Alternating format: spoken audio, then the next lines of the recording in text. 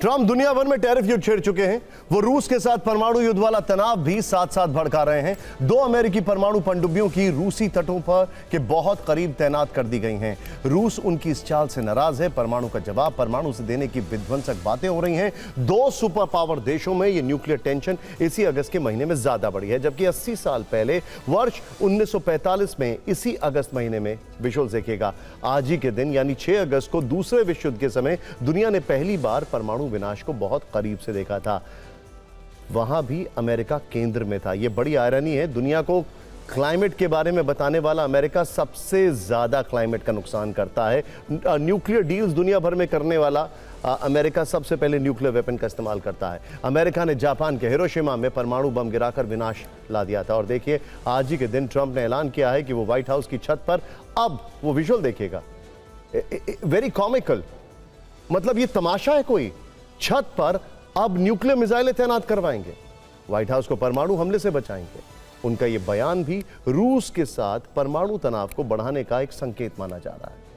वैसे आपको बता दें कि ट्रंप ने यह डरावनी बातें व्हाइट हाउस की छत का जायजा लेते समय कही हैं। उनका यह बयान इस समय दुनिया भर में वायरल है।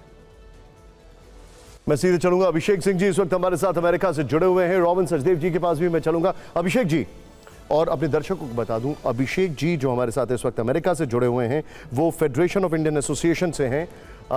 सर, मुझे एक बात बताइए, पूरी दुनिया से झगड़ा, नंबर 1, पूरी दुनिया के ऊपर टैरिफ, अमेरिका की इकोनॉमी को भी आने वाले समय में नुकसान झेलना पड़ सकता है। यह अलग बात है कि अमेरिका का स्टॉक मार्केट अभी बहुत अच्छा कर रहा है। इसके अलावा जितने भी विरोधी हैं, बराक ओबामा हो या क्लिंटन फैमिली हो, सबके ऊपर कोई ना कोई इन्वेस्टिगेशन शुरू करना, खुद एप्स्टीन फाइल से ऐसे निकल जाना या उसका जिक्र नहीं करना जैसे पता नहीं क्या हो गया, पूरी दुनिया को पता ही नहीं है कि उसमें क्या क्या था, एकदम सब मासूम हैं। अपने करीबियों को तुरंत हटाते जाना, पहले लेके आना, उसमें एग्जाम्पल इलॉन मस्क है। यह अभी तक आरोप, और मैं बड़ी जिम्मेदारी के साथ कह रहा हूं, यह अभी तक आरोप लगाते थे जो बाइडेन पर मेडिकल इश्यूज को लेकर। ये तो एकदम ठीक है, उसके बाद ऐसे काम कर रहे हैं जिससे कि इनको लेकर बहुत सारे डाउट हो रहे हैं अमेरिका की जो पब्लिक है उसको लेकर, उसके अंदर।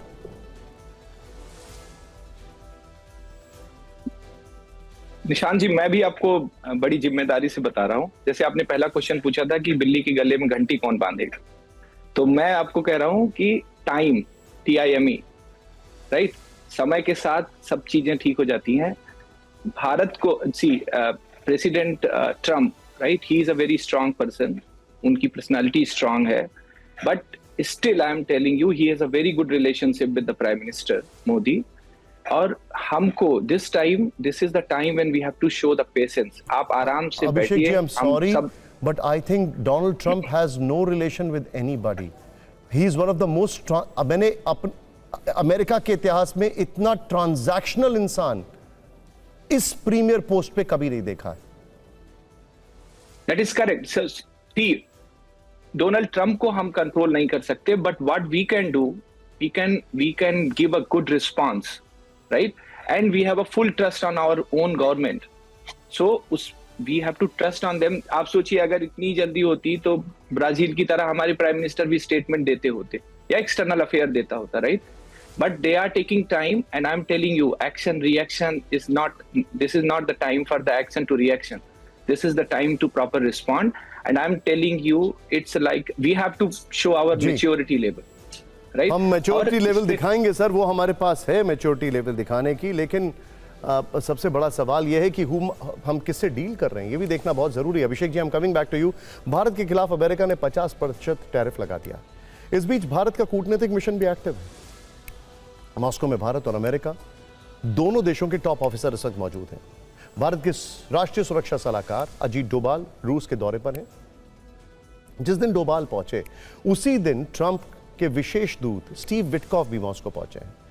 ये दौरे ऐसे वक्त में हो रहे हैं जब टैरिफ को लेकर भारत और रूस ने एक साथ अमेरिका को कड़े तेवर दिखाए। इसीलिए फिक्र के फैंस के लिए हम दोनों की यात्राओं को डिकोड करने वाले हैं। पहले अजीत डोभाल की बात करते हैं। अजीत डोभाल की मॉस्को में वरिष्ठ अधिकारियों के साथ बैठक है। मीटिंग में भारत रूस के बीच कई द्विपक्षीय मुद्दों पर चर्चा होनी है। डोभाल के साथ बैठक के एजेंडे में मौजूदा तनाव शामिल है। रूसी तेल को लेकर प्रतिबंधों और रक्षा सहयोग पर चर्चा होगी। रूस से बाकी S-400 डिफेंस सिस्टम की सप्लाई के बारे में बात कर सकते हैं।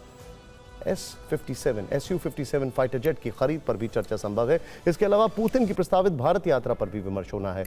भारतीय एनएसए की रूस यात्रा ऐसे समय में हो रही है जब ट्रंप ने घोषणा की है कि उन्होंने रूसी तेल खरीद के कारण भारत पर 50% टैरिफ लगाया। धमकी वो पहले से दे रहे थे। इसके बावजूद अजीत डोभाल का मॉस्को जाना अमेरिका के लिए साफ संदेश है। ट्रंप के लिए पहला मैसेज यह है कि भारत के लिए रूस अहमियत रखता है। दूसरा मैसेज यह है कि अमेरिका कितनी भी धमकी दे, रूस और भारत बहुत पुराने एलाइज हैं और रूस जैसे पार्टनर का साथ भारत किसी भी दबाव में नहीं छोड़ेगा।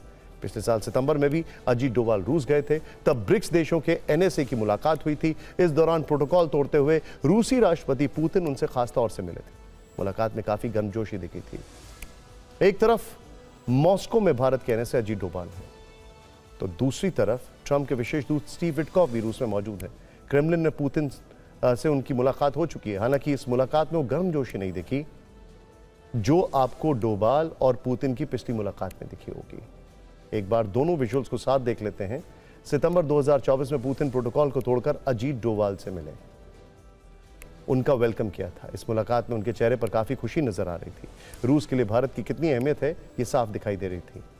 वहीं दूसरी तरफ आज जब डोनाल्ड ट्रंप के दूत विटकॉफ से मिले तो ऐसा लगा जैसे बस मिलना इसलिए मिल लिए। हालांकि वही विटकॉफ है जिनको पुतिन ने पहली मुलाकात में 12 घंटे इंतजार कराया था। ध्यान से देखिए, ये बॉडी लैंग्वेज सब कुछ कन्वे कर रही है। खैर, अब आते हैं बड़े मुद्दे पर। ट्रंप ने अपना विशेष दूत ऐसे वक्त में रूस क्यों भेजा है जब दोनों तरफ से तनाव चल रहा है, धमकी भरे बयान दिए जा रहे हैं। असल में रूस यूक्रेन युद्ध को में सीज फायर को लेकर यह मीटिंग सबसे इंपॉर्टेंट होने वाली है। पुतिन और विटकॉफ की बातचीत से रूस और अमेरिका के आगे के रिश्ते तय होंगे। ट्रंप ने सीज फायर की डेडलाइन घटाकर 8 अगस्त कर दी है, जिसके खत्म होने में बस एक दिन बाकी है। उससे पहले ट्रंप का संदेश लेकर विटकॉफ मॉस्को पहुंचे हैं। अब रूस पर अमेरिका और यूरोप की नजरें टिकी हुई हैं। हालांकि पुतिन ने सीज फायर को लेकर पहले ही अपनी 2 शर्तें साफ कर दी। उन्होंने कहा है कि यूक्रेन के सैनिक डोनेस्क, लुहांस्क, खेरसोन और ज़पोरिज्जिया छोड़कर पूरी तरह से निकल जाएं। दूसरी शर्त यह है कि यूक्रेन को नेटो की सदस्यता नहीं लेने की आधिकारिक घोषणा करनी होगी। पुतिन ने वादा किया है कि जैसे ही उनकी ये शर्तें मान ली जाएंगी उसी वक्त वो सीज फायर कर देंगे। साफ है, ट्रंप की धमकियों के आगे वो झुकने वाले नहीं हैं, भले ही वो अल्टीमेटम दें या कोई दांव खेलें। हमारे साथ ये खास मेहमान जुड़े थे। सर, आप सभी का बहुत बहुत शुक्रिया, आप लोगों ने हमारे लिए समय निकाला।